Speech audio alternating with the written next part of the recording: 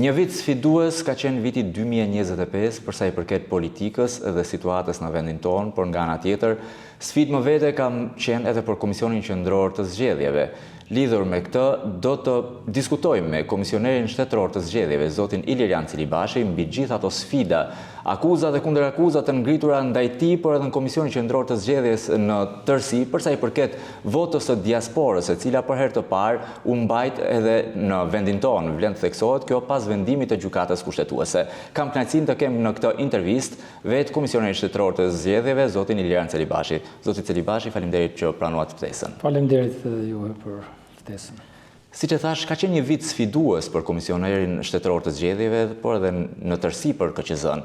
Përsa i përket diasporës, votimit me postë, të gjitha akuzat e opozitës, si e konsideroni ju këtë vit? Cilat kanë qenë sfidat kryesore për 2025-ën? E thatë ju që sfida kryesore për KQZ-n në kuadër të përgatitjes së zgjedhjeve të vitit 2025 ka qenë përgatitja e votimit nga jashtë, pra e votimit të diasporës. Për herë të parë, u mundësua votimi i qytetarëve shqiptar me të drejtë votit të cilët banojnë jashtë territorit të Republikës së Shqipërisë, dhe kjo është një arritje historike në kuptim të jo vetëm të faktit që u realizua për herë të parë, por edhe për mënyrën se si u realizua. E dim shumë mirë, ndoshta nuk do të ishte vendi që të flisni për gjithë sa u diskutua dhe u debatua përpara se ky proces të realizohej, por ngelet në fundit fakti që koha që Komisioni Qendror i Zgjedhjeve do duhet ta përgatisë dhe përgatiti këtë proces ishte mjaft e shkurtër dhe kjo e bëri akoma dhe më sfiduese për KQZ-n përgatitja e këtij procesi. Që në fundit, duke marrë në konsiderat atë çfarë kanë thënë vëzhguesit si ata ndërkombëtar dhe ashtu dhe ata vendas, ishte një proces i realizuar shumë mirë, i krahasueshëm me standardin e vendeve ku ky proces prej vitesh zhvillohet. Por votimi nga jashtë ishte një pjesë e gjithë procesit përgatitor dhe administrues të zgjedhjeve të vitit 2025. Në tërësi, zgjedhjet janë sfiduese, sidomos realitetin shqiptar. Shto këtu dhe votimin nga jashtë, të cilin, sikur se thash, ne përgatitëm për herë të parë, e kanë bërë vitin 2025 vit të mbushur me sfida për KQZ-n, në fakt. Dhe një pjesë e këtyre kanë filluar që prej vitit 2024, veçanërisht përgatitjet për zgjedhjet e 11 maj 2025. Nëse do të mbetemi pak tek akuzat e opozitës, e kanë ngritur shqetësimin përsa i përket mbarvajtjes së votës së diasporës, duke publikuar video, dokumente të ndryshme, foto. Në fakt, a e cënoi, le të themi, apo a u cënua në tërësi vota e diasporës, nëse do të shohim edhe këto video, akuza, dokumente që kanë mbërritur edhe në adresën tuaj, le të themi, të gjitha të proces? Parë, ashtu sikur se të gjithë e kemi parë në rrjetet sociale, apo dhe vetë opozita i prezantoi disa prej konsideratave që e kishe për procesin e votimit nga jashtë, duket sikur ky proces, veçanërisht në rastin e Greqisë, ka qenë problematik. Por në fakt, në atë çfarë është përcjellë në KQZ, në pikpamje dokumentare apo dhe tjetër, ne nuk kemi asnjë arsye, pretekst apo shkak që ta vëmë në diskutim integritetin e votimit nga jashtë. Te ndonjë problematike të karakterit teknik të shpërndarjes zarfeve kryesisht në shtetin helen. Por prova të vërteta apo signifikative që tregojnë që ky proces është cënuar edhe më shumë akoma është manipuluar, deri më sot nuk janë paraqitur në KQZ. Edhe tani te i vëmendjes që ne patëm edhe ndaj çfarë u prezantuan në rrjetet sociale, veç asaj të cilat edhe Partia Demokratike i prezantuar si të dhëna të marra nëpërmjet rrjeteve sociale, ne gjë tjetër nuk kemi. Dhe bazuar vetëm në to, duket jo logjike që ta vendosësh në diskutim integritetin e atij procesi. Nëse ne pranojmë se çfarë vëzhguese ndërkombëtar kanë thënë për zgjedhjen në Shqipëri, pjesë e asaj çfarë ata kanë thënë në lidhje me votimin nga jashtë është vlerësimi pozitiv absolut që ata kanë bërë për votimin nga jashtë. Le të mbetemi prapë tek pikërisht procesi i votimit nga jashtë apo votës diasporës. Dim që jo të gjithë, le të themi, ata që u regjistruan, jo të gjithë votuan. Por kjo shkon edhe, le të themi, për sa i përket edhe vlerës në totale që i ka kushtuar Komisioni Qendror të Zgjedhjeve vota diasporës. Sa ishte kjo vlerë dhe a ja vleti gjithë shpenzimi për atë që u organizuar për procesin tërësi? Po, do duhet ta pranojmë që ka vletur, sepse më së fundi pas shumë përpjekjesh të politikës, të institucioneve, u mundësua votimi nga jashtë, votimi i diasporës. Dhe kjo nuk është pak, tashmë nuk ka kthim mbrapa. Nëse do të kishim gjetur dhe do të kishim aplikuar në mënyrë tjetër votimin, natyrisht do të kishim kursyer disa para, por ka qenë zgjedhje politikës vetë politika u dakordësua që votimi nga jashtë të realizohej nëpërmjet postës, shërbimit postar. Ne si KQZ propozuam që votimi të bëhej nëpërmjet internetit, nëpërmjet elektronikës. Ata nuk e pranuan, u dakordësuan që të aplikojë votimin nëpërmjet postës.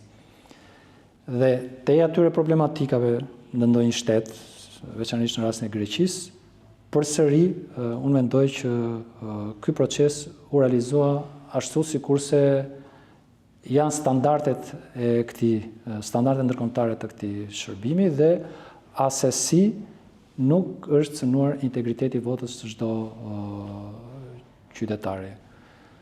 Kështu që në një lloj pikpamje ja ka vletur.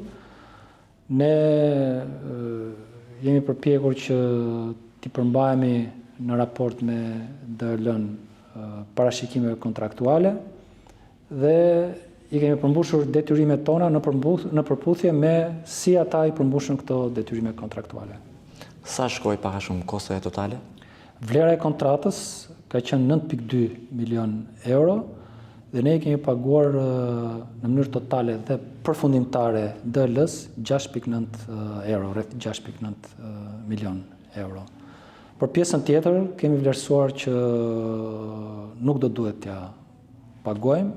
Ata kanë ngritur pretendime dhe kanë pretenduar që KQZ do duhet t'ja paguante gjithë vlerën totale prej rreth 9.2 milion eurosh. Ne i kemi paguar rreth 2.1 më pak, se i bie 2.3 më pak.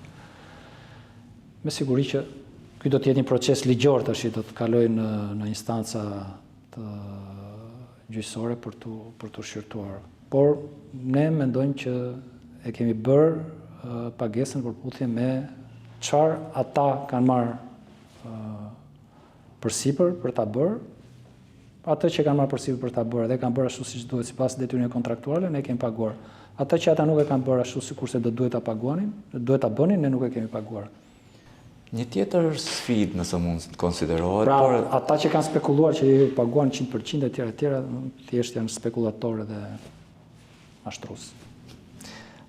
Sfidë më vetë mbeti edhe le të themi ndeshkimi i krimit zgjedhor. Unë ngrit një task force mes Komisionit Qendror të Zgjedhjeve, SPAK-ut dhe policisë. Pati akuza që kjo task force nuk ishte, le të themi, aty ku duhet të ishte, nuk ose më saktë dështoi për ato çfarë u ngrit. Në fakt, si e konsideroni ju task force-ën trepalçe që u ngrit dhe përsa i përket ndëshkimit e krimit zgjedhor, a mendoni që krimi zgjedhor do duhet të ketë një ndëshkim më të shpejtë se sa ajo çfarë ne kemi parë deri në këto kohë, që ndodh krimi dhe pas 1 vitesh, 2 vitesh, ku ndodh le themi dënimi i atij që ka kryer këtë krim, duke shmangur një lloj vëmendje, përgjegjësie, pasi nëse do të kishte një ndikim ndoshta të drejtë për drejtë apo dënim të drejtë për drejtë, edhe ndikimi tek qytetarët do të ishte më i fortë. Bashkëpunimi i KQZ-s me SPAK dhe me prokurorinë e përgjithshme në kuadër të ruajtjes integritetit të procesit zgjedhor ka qenë i shkëlqyer. Pra, ne kemi komunikuar në mënyrën më të mirë të mundshme. Kemi shkëmbyer informacionin më të mirë të mundshme të tre institucionet dhe secili prej nesh mendoj, për KQZ-n e them me siguri, e ka bërë punën ashtu sikurse do duhet ta bënte. Nuk e kam kuptuar realisht kritikën apo dhe skepticizmin atyre që ky bashkëpunim ka qenë i dështuar, kjo task force, KQZ, SPAK dhe prokuroria e përgjithshme. Sepse nuk e di se në çfarë termash e masin suksesin. Unë mendoj që ka patur impakt shumë pozitiv, jam i bindur për këtë, jo vetëm për faktin që e thonë dhe vëzhguesit, veçanërisht vëzhguesit ndërkombëtar, por me siguri ai format i bashkëpunimit e ka prodhuar atë impaktin tek ajo pjesë që do duhet ta prodhote këtë impaktin në kuptim të frenimit, të veprimtarisë së palishme, të shtimit të drojës atyre që kishin interes apo qëllime për të cënuar integritetin e procesit zgjedhor, të frikës, dhe në aspektin parandalues unë mendoj që e ka kryer këtë funksion. Nuk e di se çfarë kanë pritur më shumë të tjerët nga kjo task force. Kur ka qenë rasti që do duhet të reagojë, qoftë nga SPAK, qoftë nga prokuroria e përgjithshme, ata kanë reaguar, kanë filluar qindra procedime dhe e kuptojmë shumë mirë që procedimet të karakterit penal janë të tilla në kuptim të kohës që nuk mund të përfundojnë as në një muaj, as në 2, as në 3. Kur është rasti mundet, por natyrisht kërkohet që të merren prova, të verifikohen për të bërë një proces të rregullt ligjor. Dhe nga ajo çfarë ne kemi parë dhe është prezantuar publikisht, si prokuroritë e jurisdiksionit të përgjithshëm, së bashku me prokurorinë e përgjithshme, po ashtu dhe SPAK janë duke trajtuar këto çështje. Do duhet të presim derisa këto procedime penale të shqyrtohen edhe nga gjykatat respektive për të patur vendimarrjet finale. Por mendoj që për ta përmbyllur përgjigjen lidhje me pyetjen tuaj, ky bashkëpunim ka qenë i suksesshëm. Ne kemi bashkëpunuar hapur, kemi shkëmbyer informacion, në fundi këtë synonte ajo platformë të bashkëpunojë në mënyrë efikase dhe ne kemi shkëmbyer informacion brenda 24 orëve, çfarë kemi patur në shqetësimi kemi përcjell tek ata, çfarë ka patur nevojë këto organe, SPAK dhe prokuroria e përgjithshme për të marrë informacion dhe për të qartësuar të dhëna, për të marrë të dhëna dhe për të qartësuar fakte, ne jo kemi bërë prezent në një kohë shumë të shkurtër. A ka një numër, le të themi të qartë apo të saktë se sa janë rastet që janë referuar nga Komisioni Qendror i Zgjedhjeve për krim zgjedhor dhe sa nga këto janë hetuar apo janë në hetim? Ne kemi patur 4 raste dhe këto 4 raste janë në proces të shqyrtimit, por kryesisht si prokuroria e përgjithshme ashtu dhe SPAK ka 10 raste, 100 raste në gjithë territorin, të cilat ato i kanë filluar. Një problem vetëm mbetet edhe pjesa e kandidatëve. Tjetër gjë parashikon kushtetuta për kandidatët, le themi, tjetër gjë parashikon ligji i dekriminalizimit, që duket një farë formë nga një herë edhe si kundërthënie apo qëndrim i kundërt me njëri tjetrin për sa i përket, le themi, disa krimeve që mund të kenë kryer, mund të ketë kaluar koha, apo nuk i kanë, le themi, deklaruar në formular. Çfarë sugjeroni ju si Komision Shtetëror? Ai ligj ka nevojë të rishikohet për të qartësuar më mirë edhe në kuptim të asaj çfarë ju thatë. Duhet për gjykimin dhe vlerësimin tim duhet shkojë më në harmoni me parashikimet kushtetuese. Qëllimin e vet kryesor mendoj ky ligj e ka realizuar, e ka përmbushur. Ideja ka qenë për të patur një administratë dhe një strukturë përfaqësuese të popullit, për atë kuvendit me përbërje dinjitoze, jo me dikë që në historinë e vetë ka qenë subjekti i ligjit penal. Mendoj që administrata publike është më e pastër, politika është më e pastër sot, dhe ka nevojë ndoshta për tu riparë. Gjithsesi kjo është një çështje e klasës politike, e vlerësojnë ata nëse do duhet ta mbajnë kështu, kaq të ashpër sikurse e kemi sot, nëse përdor këtë term këtë ligj, apo do duhet të ketë ndryshime të tij. Ka ndonjë plan që KQZ-ja të bëjë, le të themi, një propozim palëve politike që për ta ndarë, si thon, shapin nga sheqeri, sepse kushtetuta ndryshe, ligji i dekriminalizimit ndryshe, pra ka një draft projekt apo një propozim që ju do ta dërgoni? Jo, nuk e, dhe kemi dashur të jemi jo nxitës të këtij procesi, në fundi është çështje tërësisht politike, në një aspekt procedural të këtij ligji, ndoshta do kemi interesin të rregullohet, por kjo nuk është kaq themelore në raport me gjithë këtë çështjen e dekriminalizimit. Një problematik tjetër mbetet dhe në fakt ndër më të rëndësishme, financimi i partive, po dhe i kandidatëve politik gjatë zgjedhjeve. Çfarë do të bëjë Komisioni Qendror i Zgjedhjeve dhe a ka një draft sugjerim KQZ-ja për t'i dhënë një zgjidhje, le të themi, pikërisht çështjes së financimit? Në listën e rreth 14 rekomandimeve dhe propozimeve, të themi, që ne i kemi paraqitur, të them politikës, po ja kemi paraqitur edhe e kemi bërë publik, më mirë të themi. Çështja e financimit të partive politike dhe të fushatës zgjedhore është një ndër 2-3 çështjet më të rëndësishme.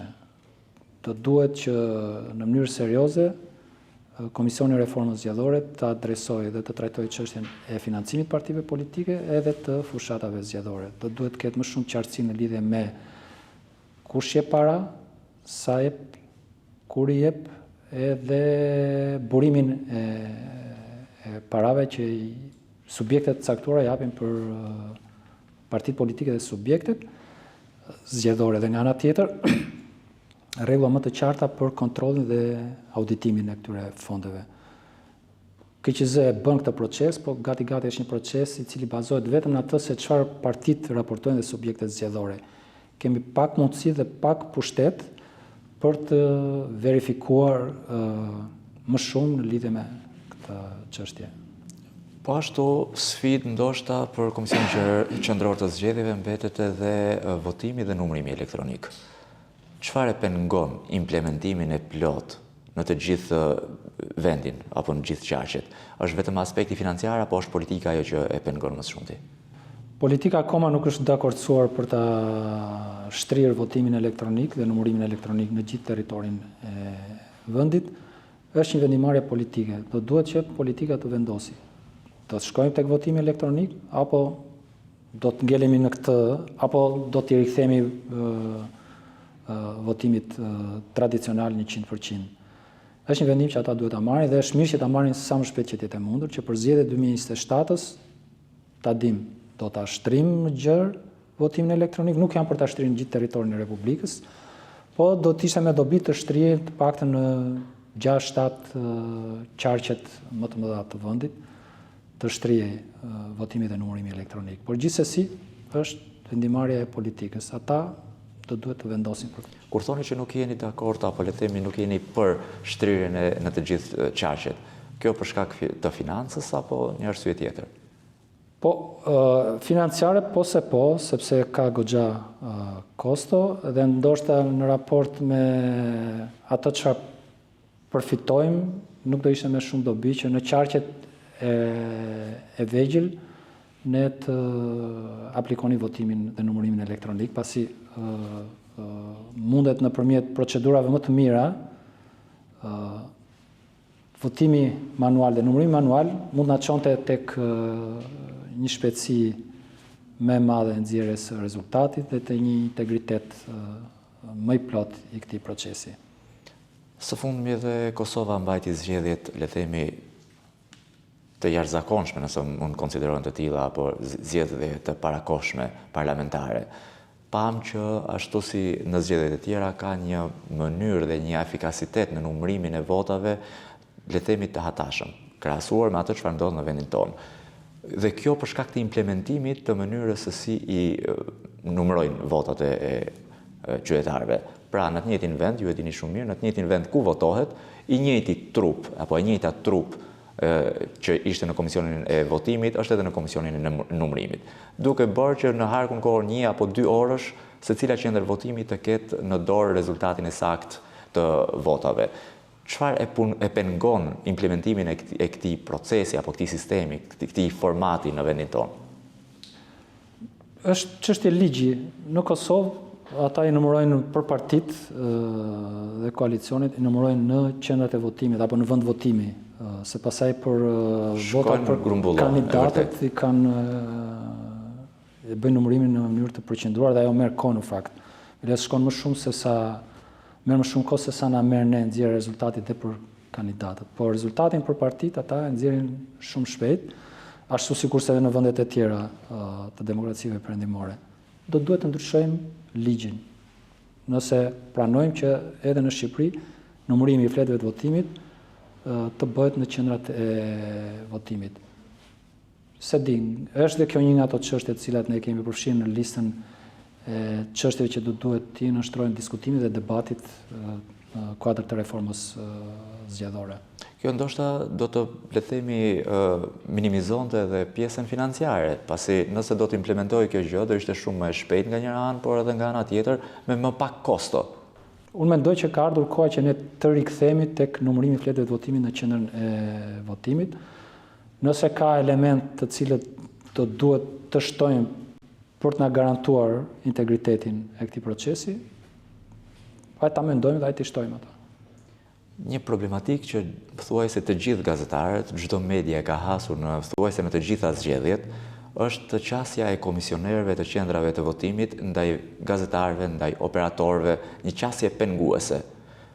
Çfarë do të bëjë komisioneri shtetëror lidhur me këtë qasje penguese? Çfarë hapash duhet ndërmarrë? A ndoshta duhet trajnohen më shumë, apo cila është për t'i dhënë zgjidhje një herë mirë që secili ta ketë më të lehtë punën e tij? Si le të themi administrata në këtë rast, pavarësisht se është administratë e përkohshme, ashtu edhe media. Ne besoj bëjmë gjithçka që është e mundur për t'u bërë në lidhje me trajnimin e këtyre komisionerëve të qendrës votimit. Më shumë se kaq, mendoj unë nuk kemi se çfarë të bëjmë. Ne ndërtojmë programe, trajnimi, skema, struktura, angazhojmë njerëz, shpenzojmë para për disa njerëz, të cilët jo pak prej tyre janë aty thjesht dhe vetëm dhe sillen si përfaqësues të partive politike që i kanë propozuar. Do duhet të ndryshojmë mënyrën e organizimit dhe të funksionimit të këtyre komisionerëve, të këtyre komisioneve. Nëse aty do të jenë vetëm komisioner partjak, sado KQZ të përpiqet, nuk mund të bëjmë shumë. Ne i trajnojmë 2 ditë, 3 ditë, 1 ditë para zgjedhjeve. Ata që ne kemi trajnuar, lëvizin nuk paraqiten në detyrë, partia i zvendëson me të tjerë dhe kështu që ti si gazetar do të përballesh me dikë që ta themi kështu, nuk ja ka haberin asaj pune fare. Dhe as nuk e kupton që shiko, aty gazetari është në të drejtën e vet, në lirinë e vet për të hyrë, për të marrë informacion, sepse ligji shqiptar e lejon. Ka legjislacione të disa vende të cilët nuk i lejojnë kamrat në qendër votimi, por sipas ligjit shqiptar, gazetari, kameramani janë të lirë për të hyrë, natyrisht pa prishur procesin, për të filmuar dhe për të vëzhguar. Një pjesë, se nuk është një pjesë e madhe në fakt për vërtetës, por një pjesë e komisionerëve nuk e kuptojnë këtë, ndjen të bezdisur, nuk pranojnë që të krijojnë aksesi që duhet i krijojnë medias për të qenë në qendrën e votimit apo dhe në vendet e numërimit, megjithëse në vendet e numërimit nuk është se kemi patur probleme. Do duhet të ndryshojmë përbërjen e këtyre komisioneve për të patur njerëz të trajnuar dhe njerëz që i përgjigjen realisht përgjegjësive që i ngarkohen nga KQZ-ja. Vetëm kjo mendoni është zgjidhje, pasi vlen të theksohet paktën në ato çfarë unë kam arritur të shoh gjatë këtyre viteve, pavarësisht se janë emrat në listë për të trajnuar, një pjesë shkon dhe firmos për 10 vetë të tjerë dhe asnjëri prej tyre nuk trajnohet, pra të ketë ndoshta një formë shtrënguese që asnjë prej atyre që nuk është trajnuar të mos jetë në komision dhe ai të zëvendësohet nga administrata e KQZ-s? Mundet jetë kjo, e kemi menduar edhe këtë si një alternativë, po zgjidhja më mirë do të ishte që të mos ishe përbërja këtyre komisioneve të mos jetë 100% partijake. Të jenë partitë, vazhdojnë të jenë aty prezente me njerëzit e tyre të themi, por 1 ose 2 apo 3 prej anëtarëve të këtyre komisioneve të jenë të caktuar direkt nga Komisioni Qendror i Zgjedhjeve nëpërmjet një procesi për zgjedhje, trajnime të tjera si këto. Por ndoshta nëse kjo nuk realizohet, ne nuk do duhet të pranojmë, ta ushtrojmë detyrën njerëz të cilët nuk kanë kaluar nëpërmjet trajnimit, programeve të trajnimit KQZ-s. Nga ana tjetër, problemi vetëm vetë sistemi zgjedhor. Është shumë problematik, duket sikur është një sistem i krijuar për të marrë frymën partive të vogla dhe për të mos i lejuar, le themi, ato që të arrin aty ku, apo le themi një përfaqësi në parlament siç duhet të ishte. Mund shohim edhe rastin e fundit të zotit Lapaj, mbi 60.000 vota për që u përkthye në një mandat. Apo edhe raste të tjera të panumërta. A mendoni dhe a keni ju një sugjerim për sa i përket sistemit zgjedhor, pavarësisht se kjo është le themi, një problematik politike, por ju si Komision Qendror apo dhe si komisioner që jeni marrë prej kaq vitesh me këtë punë, le themi, a ka një sugjerim? Propozimi apo sugjerimi nga ana ime për sistemin zgjedhor do të lindë vend për spekulim nga politika që duhet tip se merret me sistemin, gjë që është e vërtet, nuk është çështje e KQZ-s, absolutisht jo, është çështje e politikës. Edhe zgjedhja e sistemit është tërësisht kompromis politik apo vendimi i atij që ka votat. E kështu ndodh kudo, në fakt nuk është vetëm rasti i Shqipërisë. Sistemet për dikë janë avantazhues, për dikë dizavantazhues. Do duhet që nëse do ndryshosh sistemin, do duhet të kesh një gjë në dorë për ta ndryshuar sistemin. Ai që ka në dorë për ta ndryshuar nuk e ndryshon sepse ja kërkon dikush që nuk ka asnjë gjë në dorë. Do duhet që kur të diskutohet për sistemin, do duhet që palët të jenë të interesuara kundrejt njëra tjetrës për të vendosur pastaj atë sistem që kënaq të gjitha palët. Sistemi proporcional apo sistemi majoritar ka secili dhe prej tyre avantazhe, disavantazhe. Një sistem e përkthen më proporcionalisht votën, po ka problematika të tjera që lidhen me përfaqësimin, lidhen e përfaqësuesit me zgjedhësit e të tjera si këto. Meqense kam thënë dhe herë të tjera publikisht kur janë pyetur, për mua sistemi që kemi patur deri në vitin 2005 ka qenë një sistem i mirë, majoritar i korrektuar me proporcional, ishte një sistem i mirë, por nuk do të thotë që është ky sistemi që do duhet të aplikojmë edhe sot, apo nëse ky që kemi nuk është një sistem i mirë. Sa kohë? Do ketë gjithmonë ankesa për sistemin. Sa kohë kanë partitë politike sipas KQZ-s për hartimin e 2 reformave që lidhen pavarësisht gjithçka e lidhen ngushësisht edhe me Komisionin Qendror të Zgjedhjeve, pra apo me zgjedhjen në tërësi, Komisionin e Reformës Zgjedhore, por edhe Komisioni apo ndarja e re administrative. Sa kohë kanë sipas jush nëse do duhet që të implementohen në zgjedhjet e ardhshme për përmbylljen e tyre? Kuvendi i Shqipërisë dhe partitë politike të cilat kanë përfaqësues në këtë kuvend do duhet që ta mbyllin gjithë të proces brenda 6 mujorit të 2026-s të këtij viti. Përndryshe pasaj do të jemi në njëjtën situatë kurse kemi qenë edhe herët e tjera, në minutën e fundit ndryshon kodi zgjedhor apo dhe ndryshime të tjera dhe këto krijojnë probleme paqartësirat në kuadrin rregullator, krijojnë probleme dhe kanë impakt në standardin e procesit zgjedhor. Të shohim, do duhet të presim. A keni pritshmëri nga Komisioni i Reformës Zgjedhore? Po, çfarë ka ndodhur deri tani nuk është se të jep shumë optimizëm, po të shpresojmë që do ta gjejnë gjuhën e përbashkët dhe të kuptojnë që është interesi të dyja palëve, tykave të politikës për të ulur dhe për të vendosur mbi ndarjen territoriale dhe mbi kodin zgjedhor. Një pyetje, le të themi e drejt për ju. A do të kandidoj apo a synon të kandidoj për një post të dytë apo le të themi mandat tjetër Ilirian Celibashi në krye të KQZ-s, apo synon dhe i ka syt ndoshta edhe pak më lart, ndoshta edhe te presidenta? E para, gjithë fokusim është tek përmbushja e atyre përgjegjësive që kam si komisioner deri në përfundim të mandatit. Do të shikoj një mandat tjetër, apo jo, është një çështje që do ta sjell në vëmendjen time dhe në diskutimin tim të brendshëm kur të jetë momenti. Gjithë fokusi tani është tek përmirësimi i aftësisë menaxhuese të Komisionit Qendror të Zgjedhjeve, rritja e kapaciteteve menaxhuese të këtij institucioni dhe të nxisim për sa kemi në dorë për të nxitur politikën për të adresuar të gjitha shqetësimet që ne kemi në kuadër të mirë menaxhimit të procesit zgjedhor. Do duhet të prisni për përgjigje definitive për këtë pyetje edhe ca kohë. Nëse Partia Demokratike apo opozita dhe majoranca dakordsohen për emrin e Ilirian Celibashit si president i ardhshëm i Republikës së Shqipërisë. Përgjigja juaj? Nga e gjete këtë pyetje. Nga e gjete, nuk është një pyetje që çdo lloj përgjigje që do jap është me spekulime nga pas. Dhe jam